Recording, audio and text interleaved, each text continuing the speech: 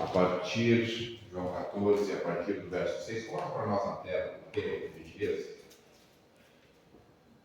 Você sabe que essa semana, daqui a pouco nós vamos ler o texto, tá? Só deixar aberto aí. Você sabe que essa semana toda nós estamos dizendo, André, que Jesus venceu. E quando nós mencionamos esta frase, a frase de que Jesus é vencedor, a frase de que Jesus ele triunfou, quando nós pensamos nessa ideia de morte e ressurreição, porque você sabe que há 2023 anos atrás, na sexta-feira ele morreu. Ele descansou no sábado, na sepultura, mas ao terceiro dia ele ressuscitou.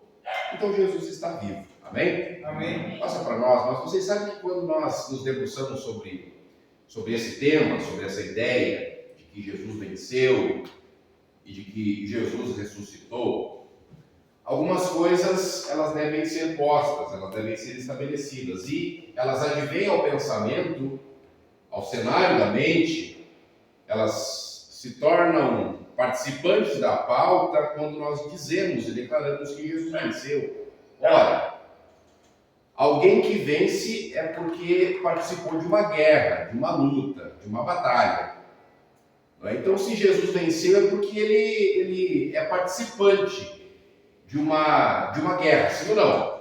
É óbvio, alguém que venceu é porque batalhou, alguém que venceu é porque anteriormente à vitória participou de uma luta, de um confronto, de uma guerra. Quando pensamos também nesta ideia de vitória, nós temos que entender que se há uma vitória dentro de uma guerra, há também um adversário. Porque é impossível que exista uma guerra onde não haja dois, pelo menos, se contrapondo um ao outro. Então, nós entendemos que, ao dizermos que Jesus venceu, nós estamos também falando de uma guerra, de um conflito. Ao dizer que Jesus venceu, nós estamos também admitindo que há um adversário, há um antagonista, há alguém que se contrapõe a este que outrora agora venceu. Há alguém que se coloca entrincheirado do lado oposto, com uma posição divergente, com uma proposta outra que não seja aquela daquele que saiu vitorioso. E tudo isso acontece dentro de um campo de batalha. E você sabe que, então, como já disse, se dizemos que Jesus venceu, se o declaramos como vencedor, ele de fato sendo um vencedor, ele participou e participa de uma guerra. Há um adversário, alguém que se contrapõe a ele, e isso acontece dentro de um campo de batalha. Estamos tendo, por exemplo, hoje, lá na Ucrânia, uma guerra da Rússia contra a Ucrânia, e a Rússia pretende anexar o território, pelo menos partes do território ucraniano ao seu país. Então lá há uma briga, há um campo de batalha estabelecido. E claro, se existe dois lados divergentes, se há uma guerra em curso, se há um adversário, se há um campo de batalha, há também soldados. Há soldados envolvidos. Eu acho que é por esta razão que Jesus, ou melhor dizendo, eu acho que é por essa razão que na palavra de Deus nós encontramos muitas referências a guerras, a batalha. Nós temos batalha espiritual apresentada na Bíblia. Ora, eu acho que não é sem razão que nós temos referido o capacete, a espada, o escudo e toda a indumentária necessária para que soldados vão à guerra. Está tudo muito claro, muito nítido, muito latente na palavra de Deus. Então, se nós dizemos que Jesus é um vencedor, nós estamos também admitindo uma guerra. Na guerra há um adversário.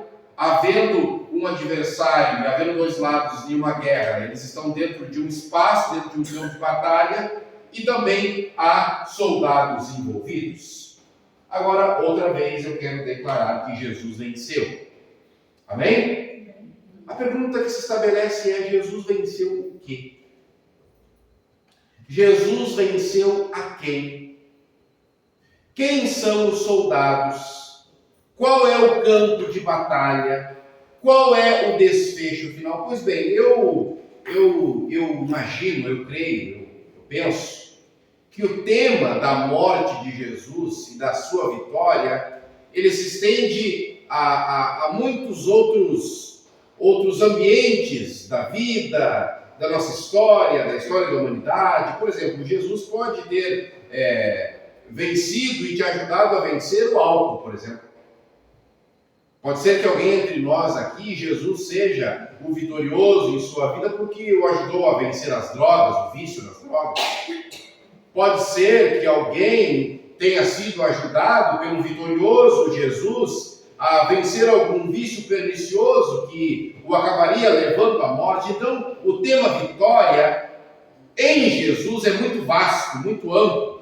Quem sabe Jesus pode ter te dado uma vitória financeira.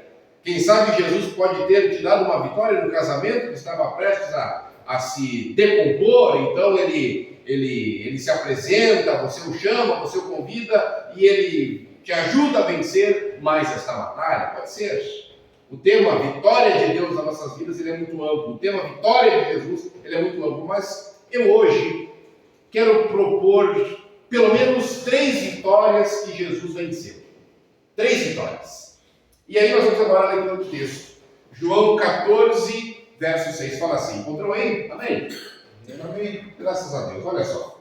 Respondeu-lhe Jesus: eu sou o caminho, eu sou a verdade e eu sou a vida. Ninguém vem ao Pai senão por mim. Vou ler outra vez. Respondeu Jesus: eu sou o caminho, a verdade e a vida. Ninguém vem ao Pai a não ser através de mim. Passa para nós, por gentileza. Eu quero dizer a vocês que Jesus venceu o falso ensino e a falsa religião. Por quê? Porque no texto que nós acabamos de ler, Ele quem está dizendo, e não sou eu. Ele quem está declarando, e não eu. Ele é quem diz textualmente, categoricamente, sem pestanejar, que Ele é o caminho. E eu acho que você já ouviu uma frase que é um jargão, é um dito popular, que todos os caminhos levam. Já ouviu isso? Que todos os caminhos levam a Deus. Já ouviu isso alguma vez na vida? Com certeza você já ouviu. Agora, Jesus não pensa dessa maneira, porque Ele não disse que Ele é os caminhos. Ele não apresenta a André a possibilidade de haver uma outra forma de chegarmos a Deus, a não ser através dele, que é o caminho. Então Jesus venceu o falso ensino e a falsa religião. Agora, algo me chama muito a atenção nessa ideia, nessa perspectiva, é que nos tempos de Jesus, os religiosos da época, eles estavam tentando propor um caminho errado. Na época de Jesus, eles estavam tentando, os religiosos da época, estavam tentando propor um caminho diferente do que fosse o caminho apresentado agora por Jesus Cristo. E olha como é interessante, hoje não é diferente. Acabei de citar uma frase que é dita, tentando se dizer a você e a mim, que há vários caminhos que te levam à presença de Deus. Há várias formas de se achegar a Deus. Todas as religiões conduzem a Deus. Mas como nós acabamos de ver, Jesus se apresenta como sendo a única possibilidade, a única forma, o único caminho. Na época de Jesus, porém, a forma de tentar demonstrar esse caminho opcional a Jesus Cristo era a forma como esse caminho era apresentado, era uma forma rígida, era uma forma mais dura, era um caminho mais engessado. Você sabe que a religião da época de Jesus queria endurecer a norma.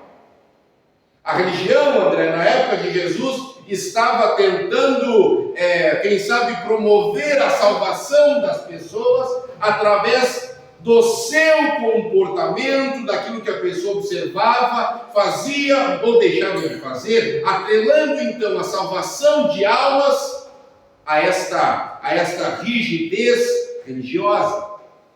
Note bem que nos dias atuais a estratégia para se apresentar um caminho opcional a Jesus é exatamente oposta a isso. Nos tempos de Jesus, o que se apresentava era uma religião rígida, era uma religião a ferro e fogo, era uma religião endurecida, engessada, aonde você, por exemplo, no que se refere à questão do sábado, por exemplo, você não poderia caminhar alguns passos a mais do que o estipulado pela lei, porque isso estaria fazendo que você incorresse em pecado. Você não poderia cuspir no chão, porque você estaria então regando o solo, e isso não era permitido no dia do sábado, etc, etc, etc. Então, se tentava endurecer a religião, tentando promover um caminho para a salvação através da religião dura, rígida. Hoje, porém, como falei, a perspectiva é outra. A ideia não é enrijecer a religião, e sim torná-la flexível, maleável, adaptável às demandas dos telespectadores, tornar a religião palatável a todo e qualquer paladar. Hoje a religião tem se tornado self-service, você tem diversas formas de religião, você tem diversas formas de cultuar a Deus. Você tem então uma religião que não se contrapõe aos pecados que a Bíblia apresenta como sendo pecado. Então, hoje, a ideia da religião é flexibilizar a norma e não enrijecer como nos dias de Jesus. Então, você percebe que o antagonista, o adversário, aquele que já foi vencido, muda a estratégia. Mas você consegue perceber que ele tem ainda um propósito, que é tirar a mim e a você do caminho. Qual caminho? O caminho de Jesus. O caminho da vitória. O caminho apresentado por ele como sendo o único possível. Eu quero apresentar aqui a vocês pelo menos 3 religiosos atuais, pelo menos 4, que têm pregado algumas coisas muito interessantes. Você tem aqui Caio Fábio, esse da barba branca aqui, ex-pastor presbiteriano, um dia se apaixonando pela secretária, abandona a esposa, ele adulterou com a secretária, abandonou a esposa e foi viver com a secretária e abandonou o pastorado presbiteriano. Hoje ele está na internet pregando um monte de heresias. Uma delas é que, uma das grandes heresias que ele prega é que nós não podemos condenar homossexuais ao inferno por causa de 1 ou 2 textos da Bíblia que não justificariam dizer que o ato homossexual é pecado. Ou seja, homossexualidade à luz da Bíblia, segundo o que ele diz, não é pecado. Ex-pastor presbiteriano que adultera com a secretária, vai viver sua vida, abandona o ministério e a partir de agora defende que você pode sim ter uma relação homoafetiva, que a Bíblia não se contrapõe a isso. É o que ele defende. Nós temos ao lado dele o Ricardo Gondim. Ricardo Gondim foi um grande pregador da Igreja Assembleia de Deus nos anos 80 até o início dos anos 90. Mas um dia, por algum desentendimento com a ordem da Assembleia de Deus, ele deixa a Assembleia de Deus no Brasil e funda a Igreja Bethesda. A Igreja Bethesda também é uma igreja afirmativa da causa LGBT, mas uma das grandes heresias que Ricardo Gondim prega é que a volta de Jesus, ela não será literal e física. Ele diz que a volta de Jesus é um horizonte utópico, na qual a igreja acredita, para que, em acreditando nesta verdade utópica e aguardando que isso aconteça, a igreja vai melhorando o seu comportamento, vai se tornando cada vez mais relevante na sociedade, vai ajudando mais cada vez aos pobres, cada vez mais ela vai se tornando inclusiva a todos os segmentos sociais, e aí quando a igreja atingir o seu estado máximo, o o seu estado mais perfeito, o seu estado mais próprio, a sua condição mais relevante na sociedade, nesta hora se pode considerar que Jesus voltou. Mas não que de fato essa volta será física, material e contundente, como diz a palavra de Deus. Isso é o que defende Ricardo Gondim, ex-pastor da Igreja Assembleia de Deus. Nós temos também o pastor Ed Renekiewicz, que é esse de óculos ali, que você está vendo ali com a Bíblia na mão, com o microfonezinho aqui. Ele diz que a Bíblia deve ser atualizada. Porque esse livro aqui é velho demais, ele fede a mofo, ele não é mais relevante tanto assim na sociedade no que se refere a tudo que ele apresenta. Ele diz que nós devemos fazer uma nova leitura da Bíblia, extraindo dela aquilo que seja de fato palavra de Deus, porque há coisas aqui que não são palavra de Deus. Então você faz uma leitura crítica, você avalia o que seja de fato relevante na sociedade hoje, e isso que se considerar relevante não pode fazer com que tenhamos um comportamento excludente. Ou seja, só podemos levar à sociedade, como palavra de Deus, aquilo que não compromete tal pregação na sociedade. Exemplo, teu pai e tua mãe te ensinaram a ser honesto, sim ou não? Sim ou não? Claro que sim, é óbvio. E na Bíblia nós temos aqui não roubar. Isso nos dá uma ideia de honestidade. Isso nos dá um padrão moral a ser seguido. Então ele diz que, olha, tudo aquilo que for apresentado nesse livro, que não for muito palatável à sociedade, deixa de lado, não prega, porque isso compromete a pregação do Evangelho. Mas o que é o Evangelho, senão a confrontação aos erros que a sociedade tem, que nós temos? Então, ele diz que o nosso comportamento moral não pode ser excludente. Tudo aquilo que a gente faz, que não é bem aceito na sociedade, nós devemos deixar um pouco de lado. E devemos apresentar o amor de Deus, a graça de Deus, e quem sabe nem tanto a justiça e a severidade de Deus, que também estão na Bíblia. O pastor Ed Renekiewicz é pastor da Igreja Batista da Água Branca, em São Paulo. Após fazer essa declaração de que a Bíblia deve ser atualizada, ele foi removido da Ordem Batista no Brasil. Mas não pense que os adventistas estão imunes a heréticos. Você está vendo lá o pastor Edson Nunes, que até pouco tempo atrás era pastor da Igreja Adventista Nova Semente, em São Paulo. Ele comunga de diversas ideias desses outros três.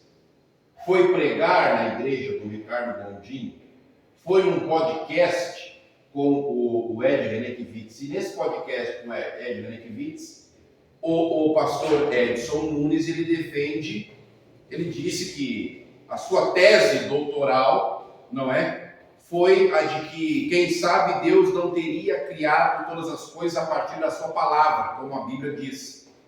Mas quem sabe, Deus teria falado à terra, e a terra passou a produzir todas as coisas.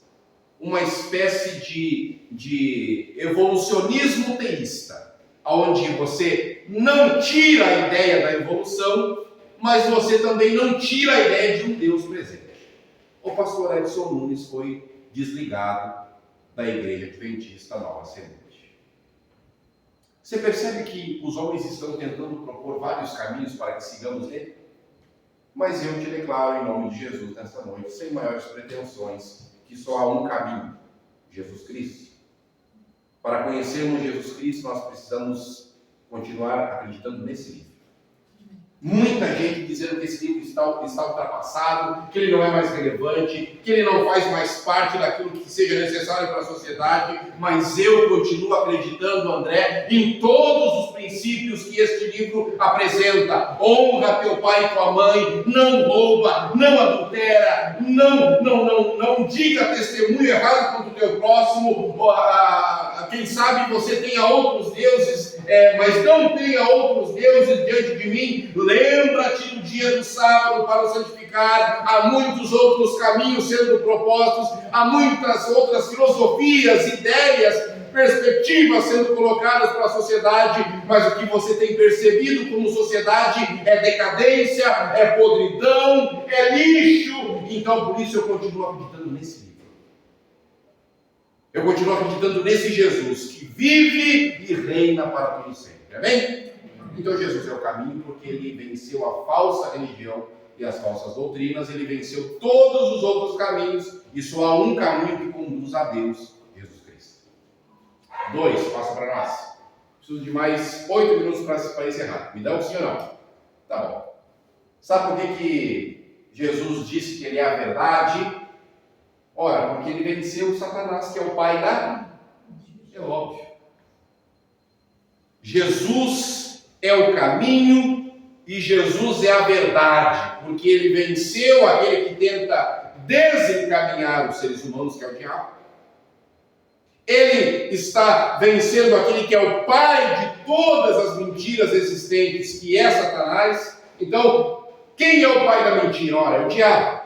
Quem é o pai dos hipócritas? Ora, é o diabo. Quem é o pai dos espertalhões? É o diabo. Quem é o pai dos enganadores, o pai dos atores, o pai dos dissimulados, o pai de todo e qualquer corrupto, o pai dos traidores, o pai de todos aqueles que roubam, o pai de todos os assassinos, o pai dos fofoqueiros, o pai dos maldizentes, o pai daqueles que não honram o compromisso assumido. Quem é o pai de todos estes? Eu digo que é o diabo e Satanás.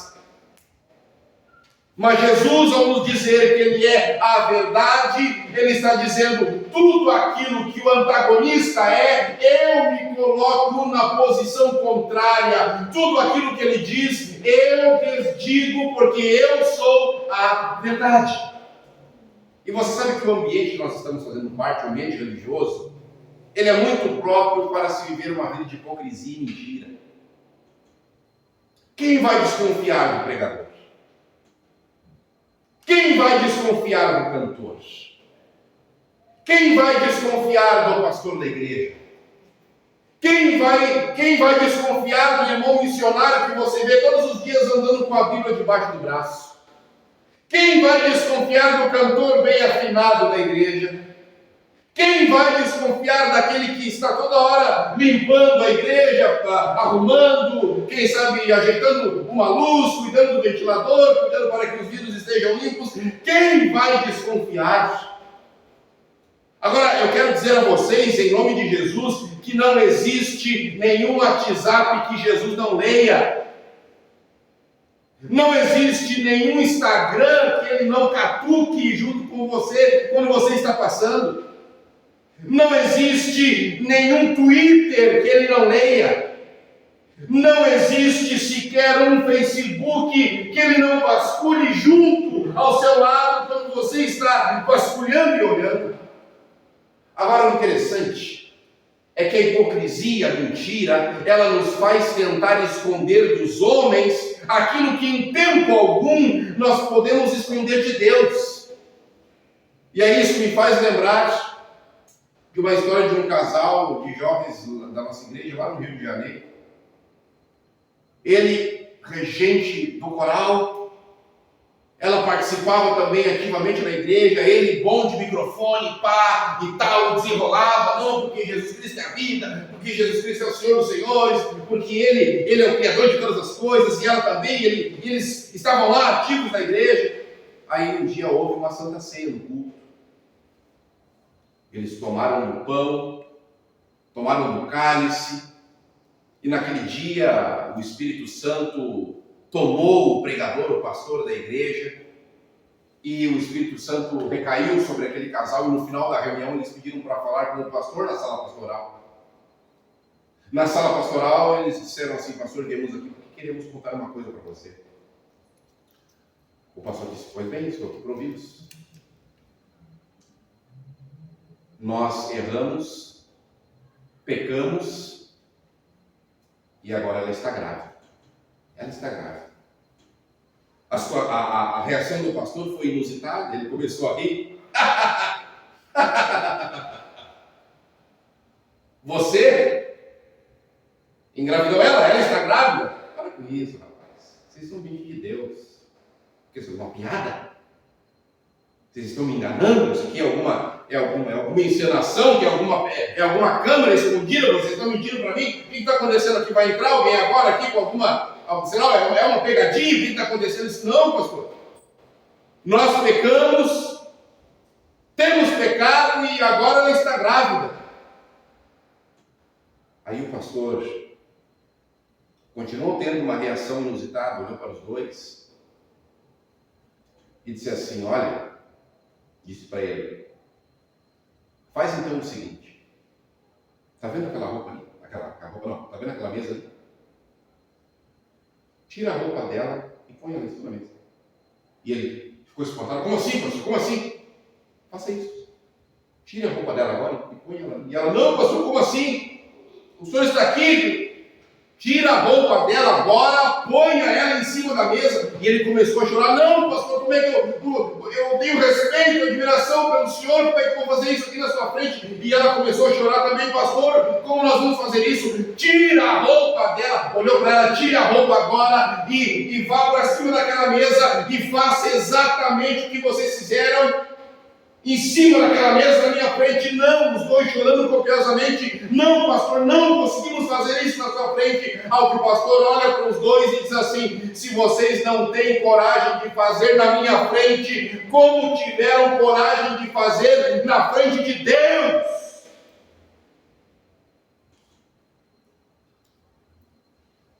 Nós temos vergonha das pessoas, nós queremos mascarar nossos erros, nós queremos viver na hipocrisia, amaziados com o pecado, todos nós. Mas na frente de Deus não há como se esconder. Porque Ele é a verdade.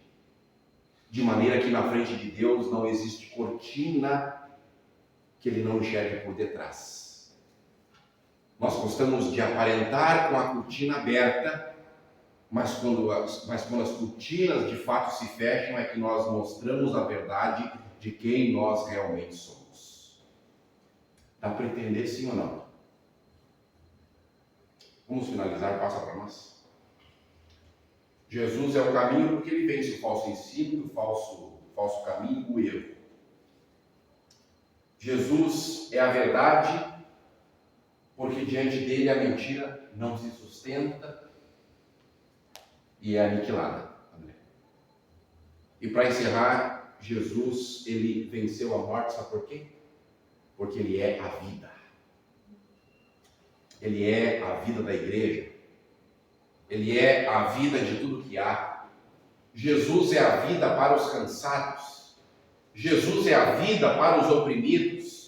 Jesus, ele é a ressurreição e a vida. Esse Jesus que venceu, ele é a vida para aqueles que já desistiram de viver. Ele é Jesus de Nazaré, aquele que ressurgiu ao terceiro dia e vive e reina para todo sempre. Ele é a vida. Isso também me faz lembrar de um casal que voltou para a igreja. Eles se afastaram da igreja. Aquele casal voltou para a igreja e um dia após a reunião foram até o pastor e disseram assim: pastor, nosso sonho é termos uma criança, termos um filho. Quantos aqui são pai e mãe? Quem é pai? A vida muda sim ou não? Claro que sim. O sonho daquele casal era ter um filho. Ao que ela não conseguia engravidar, eles não estavam conseguindo, mas daí o pastor disse assim: vamos à sala pastoral e eu vou fazer uma oração. Eles foram até a sala pastoral, a oração foi feita e no final da oração o pastor disse assim: olha, em um mês vocês voltarão aqui para dar algum testemunho. Vão em paz em nome de Jesus. Foram embora. Cerca de 25 dias depois eles voltaram à reunião e no final do culto pediram para conversar com o pastor e disseram: pastor, aconteceu. Estamos grávidos. O pastor orou e disse: Deus, muito obrigado, nossa oração foi ouvida. A perpetuação da vida, o nascimento da vida, a glória que há em ti, que é o Criador da vida, está se manifestando na vida deles. Muito obrigado. Foram embora. Alguns cultos, alguns dias depois, Eles voltaram a um outro culto de oração e disseram: pastor, viemos aqui para pedir oração outra vez. O pastor disse: por quê? Porque fomos fazer um exame e no exame não há batimento no coração do nosso bebê. Não há. Ele está morto. Ele ou ela, ainda não se tinha a definição ao que seria menino ou menina. A criança está morta dentro de mim. E o pastor disse: vamos orar. Fizeram uma oração e eles foram embora. Marcaram um dia para realmente fazer mais um exame para constatar se a criança de fato estava morta. Foram ao hospital, tudo pronto, tudo montado, foi feito o exame e ali realmente se constatou que a criança não nasceria com vida, teria que ser removida porque estava morta. Ao que eles ligaram para a funerária, fizeram todo o planejamento para que a criança fosse tirada de dentro da mãe e feito o enterro, etc. Ao que ele, o homem, movido por uma fé grande, disse assim à esposa: olha, vamos tentar vamos fazer uma última oração, porque nós sonhamos tanto com esse filho, nós queríamos tanto essa criança. Vamos pedir uma oração no grupo de oração da igreja. Fizeram o pedido de oração no grupo de oração da igreja, uma igreja de cerca de 300 metros. Ao que toda a igreja se pôs a orar pela situação daquele casal. Ao que, durante a noite, o Espírito Santo chega ao casal, a um dos dois, e diz assim: amanhã façam apenas mais um exame, para que então, quem sabe, a criança possa ser tirada do útero da mãe. E assim fizeram. No outro dia, procuraram uma outra médica, ao que foram para a ultrassonografia, foram para fazer o exame necessário.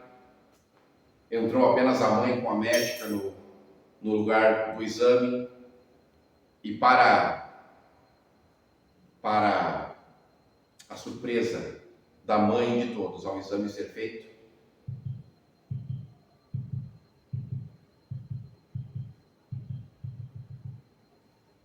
o enterro foi cancelado. Amém. E a criança nasceu e está viva hoje. É um testemunho que recebi de um pastor amigo. Sabe por quê? Porque Jesus é a vida. Mas quem sabe o problema entre nós aqui não seja da morte física, e sim a morte espiritual. Quem sabe a morte de alguém espiritual já esteja decretada? Não fosse assim, porque a igreja não está cheia, há pessoas que estão morrendo. Não fosse assim, as pessoas deveriam estar na porta pedindo espaço e senha para entrar na casa do Deus Todo-Poderoso, do Jesus que venceu a morte. As pessoas estão morrendo espiritualmente. Toda a humanidade está sucumbindo, a grande maioria dela. Mas eu quero encerrar hoje te dizendo e declarando em nome de Jesus, que assim como Lázaro foi ressurreto, assim como esta criança foi trazida de volta à vida, Jesus Cristo, que morreu e ressuscitou, quer trazer qualquer um que esteja à beira da morte à vida outra vez. Amém. A pergunta é: quem quer isso? A pergunta é: quem quer tornar a viver? A pergunta é: quem é que não quer sucumbir à morte? Pois então, aceite Jesus Cristo em sua vida. E não é aceitar Jesus como um envelope. E não é aceitar Jesus como um formato religioso. Não é apenas aceitar Jesus para fazer parte de um rol de membros denominacional. Não é aceitar Jesus apenas para vestir uma camiseta, Jesus venceu, mas de fato o convite que Jesus te faz nesta noite, em nome dele, é para que você o aceite, para que você viva o Jesus Cristo vivo dentro da sua casa, dentro do seu trabalho, na sua família, no meio daquele monte de incrédulos que não acreditam nele. Ele quer que você viva, para que através da vida dele, na sua vida, todos possam declarar que Jesus Cristo é o único, exclusivo e suficiente e eterno Salvador. Aceite Jesus Cristo, sabe por quê? Porque Ele está vivo e voltará para julgar os vivos e os mortos. Que Deus te abençoe poderosamente. Hoje ainda não é o último dia, amanhã é o último dia, faça plano de estar aqui. E que de fato, ao acabarmos esta semana do Calvário, nós possamos celebrar um novo nascimento, uma ressurreição daquilo que Jesus deve ser dentro do coração de cada um de nós. Amém. Que Deus te abençoe poderosamente, em nome de Jesus. Amém? Amém. Amém.